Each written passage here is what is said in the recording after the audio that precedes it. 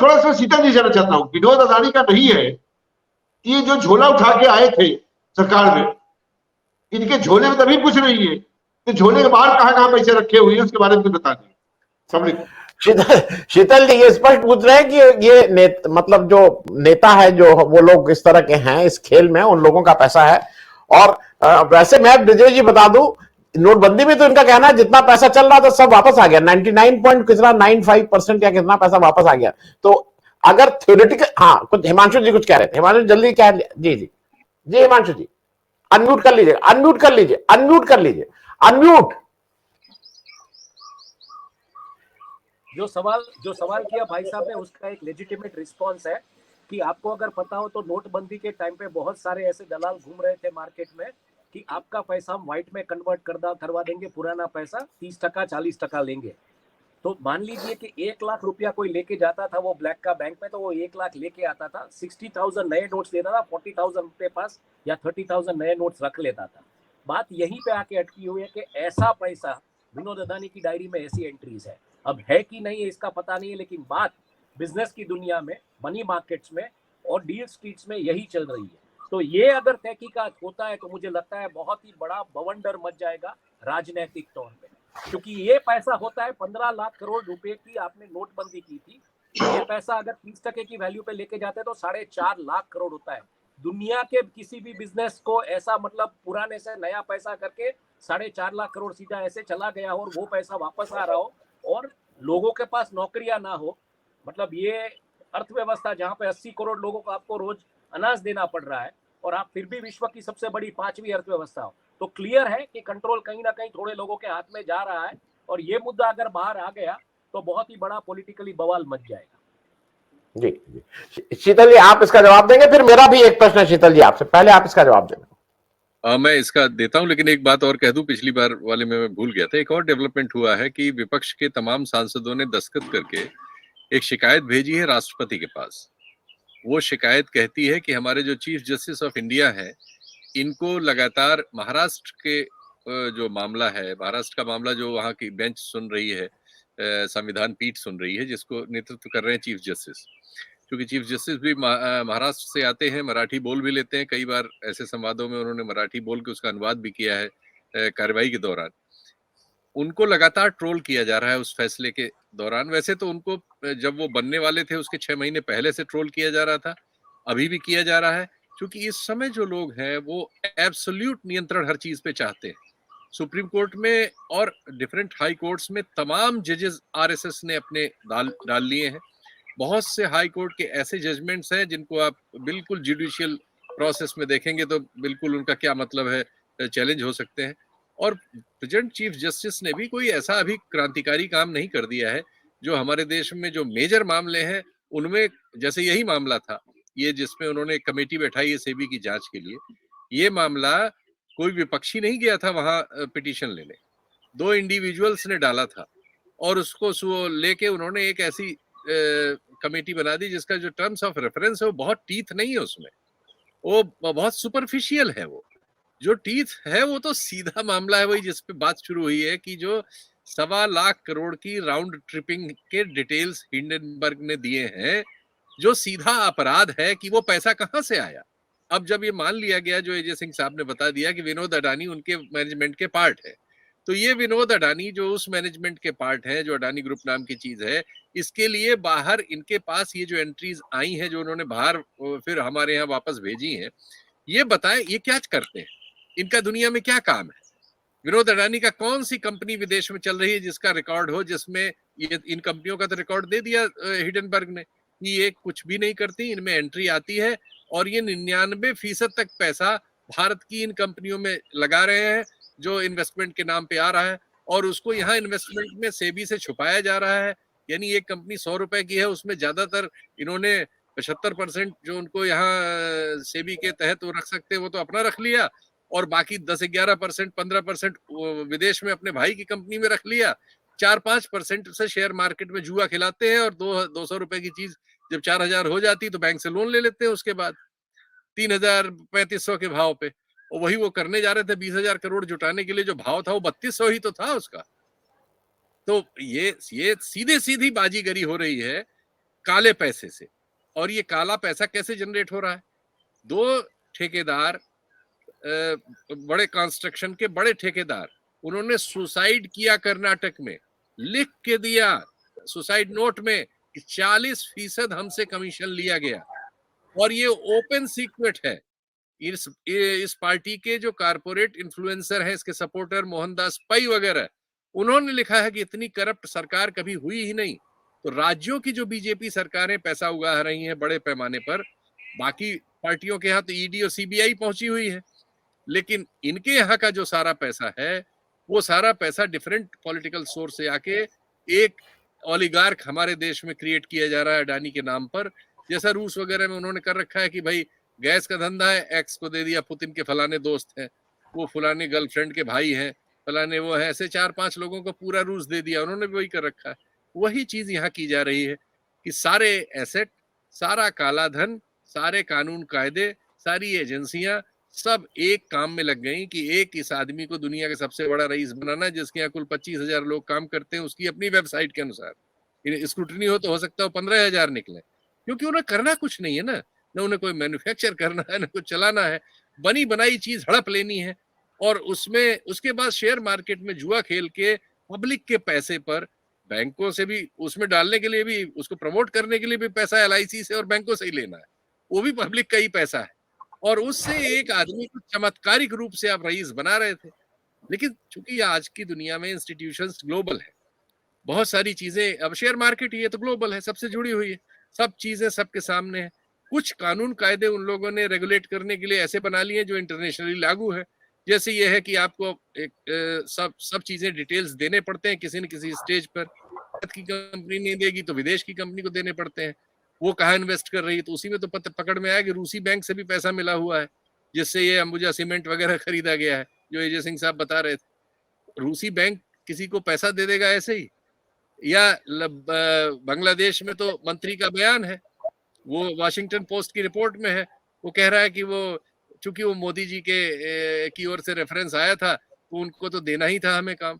श्रीलंका में एक मिनिस्टर ने ऑन रिकॉर्ड बयान दे रखा है कि साहब वो तो मोदी जी ने कहा था इसलिए हमें वो पोर्ट देना ही था उनको, या वो सोलर वाला प्रोजेक्ट देना ही था। तो सब जगह मोदी जी बाकायदा उसका बिजनेस प्रमोशन कर रहे हैं।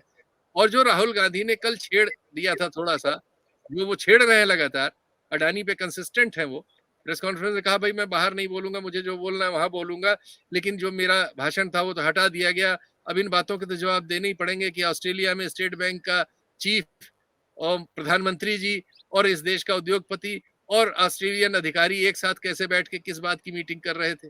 ये सब सच है कि अकेले प्रधानमंत्री हैं जो ऑस्ट्रेलिया गए, एक डील के लिए गए।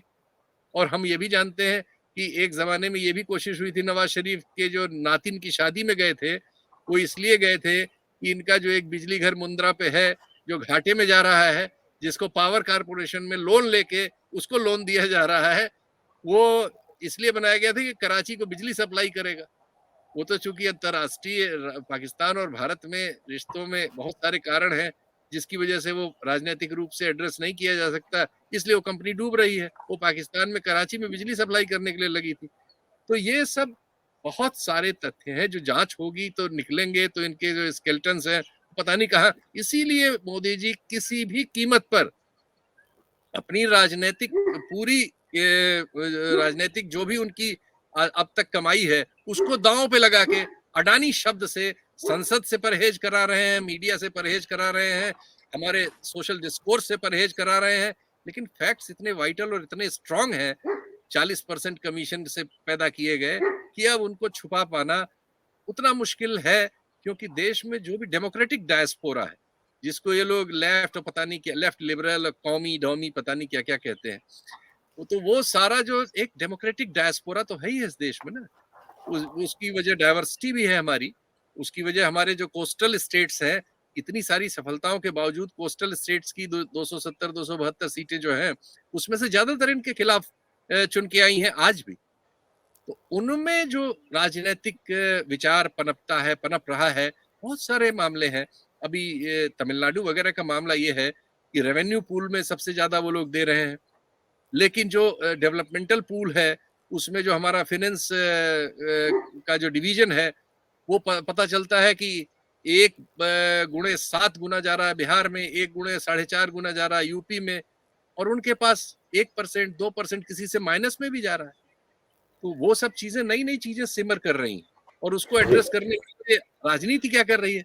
राजनीति बिहार में फर्जी वीडियो बना के तमिलनाडु और बिहार का झगड़ा करा रही है और उसको छुपा रही है, फर्जी नोबेल पीस प्राइज दे रही है, फर्जी एलिगेशन पे राहुल गांधी को सूली देना चाहती है।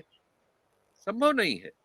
और ठीक है जी जी। जी जी जी शीतल जी, एक थोड़ा सा नहीं, और ये मैं लोगों को लगेगा कि क्या बात, मैं थोड़ा सीरियस नोट पे हूं। हम सब लोग जब यूनिवर्सिटी से निकले और जब फिर उसके बाद नौकरी वोकरी लगी, तो जिसकी पहले नौकरी लग गई थी, तो अगर किसी का जो आता था वापस छुट्टी उट्टी पे, तो सिगरेट विगरेट के उधार उधार रहते थे उस समय, सिगरेट की तो वो दे देता था कि भैया चलो तुम्हारी नौकरी। मैं समझना ही चाह रहा हूं कि ये जो अडानी जी हैं, इनके समधी जो हैं, वो सगे समधी 7,000 करोड़ रुपया लेके जतिन साहब भाग गए। 16-17 हजार वहां पे 16 नहीं, 7,000। 8,000 से अच्छा, शुरू हुआ था। नहीं, लेकिन 2 नंबर ही थे। विजय माल्या साहब उनसे आगे थे, वहां पे भी वो 1 नंबर नहीं हो पाए। वो एक कष्ट हरदम रहेगा, 2 नंबर ही। नहीं, मैं इसलिए पूछ रहा हूं कि अरे 7,000 करोड़ इनके लिए क्या है? पान और जैसे सिगरेट विगरेट हम और आप के जमाने का, ये क्यों नहीं दे देते हैं लोग? क्या ये लोग देते नहीं है क्या आपस में? ये क्या, हम ऐसे ही पूछ रहे हैं। देने का शब्द है ही नहीं डिक्शनरी। मैं ये आपको पैसा बताऊं, ये सरकार ये पैसा अदानी का नहीं है। हम फिर कह रहे एक हैं, तथ्य बताता हूँ आपको। इसका लेखा ये जोखा सरकार किसी और के पास है। अदानी जी सिर्फ अपना बैनर टांगे हुए हैं। जिनका पैसा है पूछिए। वही लोग आज की डेट में इसको बचा रहे हैं। देखिए, इसलिए ये मैं कह किस रहा हूं, तरह अडानी से जी चाहे तो पूल में से निकाल के नहीं दे पाएंगे। हाँ, हाँ, शीतल जी, ये सरकार आई तो आते ही इसने क्या काम किया? उस समय तो दोनों भाई अगल बगल थे, एक और अंबानी एक और अडानी। आजकल तो लोग शंका कर रहे हैं कि कहीं ये जो कुछ हो रहा है इसमें अंबानी साहब का भी कोई रोल ना हो, क्योंकि कुछ ज्यादा झुकाव अडानी की ओर हो गया था। ज्यादा नहीं, मतलब संपूर्ण झुकाव था। सरकार का झुकाव क्या, पूरी सरकार ही उसी में शामिल है। ये जो भी एसेट्स हैं, पूरा देश उसमें शामिल है। तो खैर, तो सबसे पहले इन लोगों ने एक रूल बदलवाया। वो रूल था आरबीआई में कि जो हमारे यहाँ इंफ्रास्ट्रक्चर के प्रोजेक्ट्स हैं देश के, उनमें जो आप बैंकों वगैरह से लोन लेते हैं, लॉन्ग टर्म इंफ्रास्ट्रक्चर के जो प्रोजेक्ट्स हैं, उसमें कई बार बहुत सारे कारण ऐसे होते हैं जिसकी वजह से देर हो जाती है। तो उनमें एक बार आप इस पैसे को रीसेट कर लें, लोन को, कि साहब 6 साल के लिए है, 7 साल के लिए, इसकी जगह इसको 10 साल कर दिया जाए, 12 साल कर दिया जाए। तो एक बार का अरेंजमेंट था मनमोहन सिंह के जमाने में। और 12-13 में, चूंकि ऐसा नहीं कि कांग्रेस की सरकार में इन लोगों का कोई प्रभुत्व नहीं था, कम से कम अंबानी वगैरह तो कहते ही थे कांग्रेस हमारे घर की दुकान है। तो उस समय एक बार के इसका फायदा ये लोग 12-13 में इन्होंने ले लिया था, और वो अपना 15-16 में जाके वो टाइम खत्म हो रहा था। 16-17 में, शायद 15-16। तो इन्होंने क्या किया कि उस क्लॉज में सिर्फ ये जो एक बार लिखा हुआ था, वो एक बार हटा दिया गया। और उसके बाद आप अचरज करेंगे कि 2 इंफ्रा के प्रोजेक्ट, एक तो अंबानी साहब का पहले था कि इनकी एक पाइपलाइन, वो जो कृष्णा गोदावरी में जो गैस निकली थी, जो ओएनजीसी के अधिकारियों को मिला के, वो एक बड़ी स्टोरी है, करंजय गुहा वगैरह ने की है, गैस वार्स वाली। पढ़िए तो रोंगटे खड़े हो जाते हैं, कैसे ऐसे लूटते हैं लोग। खैर, तो वहां से लेके गुजरात वो पाइपलाइन बिछा रहे थे, और उसके लिए एक कंपनी बनाई थी। अगर वो पाइपलाइन हमारा गेल बिछाता तो 7-8 हजार करोड़ में कर लेता। तो ये लोग कितने चालाक हैं, इस तरह के प्रोजेक्ट बनाते हैं तो पहले ही उसकी कॉस्ट 3-4 गुना बढ़ा देते हैं नई टेक्नोलॉजी वगैरह के नाम पे, जैसे रफाल में हुआ। और उसके बाद क्या करते हैं, तो मतलब एक्स्ट्रा पैसा पब्लिक के बैंकों से ले लेते हैं, वो पैसा पहले ही बाहर चला जाता है। फिर उसके बाद इस तरह की योजनाओं से लोन वापस नहीं करते, और वही हुआ। आप इमेजिन करेंगे कि वो लोन जिसको एक बार पहले 4 साल के लिए बढ़ा लिया गया था, अंबानी जी का वो लोन 2030 तक के लिए बढ़ गया। और उसी समय गौतम अडानी ने भी एक 15,500 का ऐसा ही लोन 2027 तक बढ़वा लिया। यानी ये 2027-2030 तक हम आप गेहूं बेच के उसमें कंट्रीब्यूट करेंगे इकोनॉमी में, लेकिन उनको लोन नहीं देना, न लोन देना, न किस्त देनी, न कुछ। उनको मॉरिटोरियम मिल गया इतने साल का। ऐसा धंधा करने को मिले तो फिर हम आप में से कौन ऐसा मूर्ख है कि कथित सफलता हासिल नहीं कर सकता। ये सारी कथित सफलता कोई इन्होंने प्रोडक्ट ओरिजिनेट नहीं किया है। भारत के किसी प्रोडक्ट को कोई कहाँ जानता है? फ्रॉड को जानता है, फेक न्यूज को जानता है, ये राउंड ट्रिपिंग को जानता है, झूठ बोलने वाले मीडिया को जानता है। सारी सफलता तो यही है, सब झूठ पे आधारित है।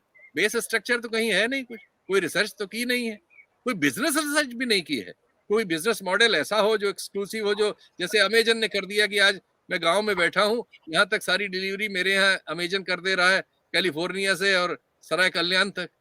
ये तो समझ में आता है, लेकिन वो भी नहीं है, कोई बिजनेस एक्यूमेन भी नहीं है, और प्रोडक्ट तो है ही नहीं कोई, तो सिर्फ फ्रॉड है। लेकिन अब इस फ्रॉड की भी जांच नहीं होने देते, ये और बड़ा फ्रॉड है, और कहेंगे डेमोक्रेट हैं, लोकतंत्र है, और लोकतंत्र में बोलने ही नहीं देंगे, एक सांसद को नहीं बोलने देंगे, देश की सबसे बड़ी विपक्षी पार्टी के सांसद को ही नहीं बोलने देंगे। ये जो करिश्मा है ये इन्हीं से संभव है, लेकिन अभी तो चल रहा है फिलहाल।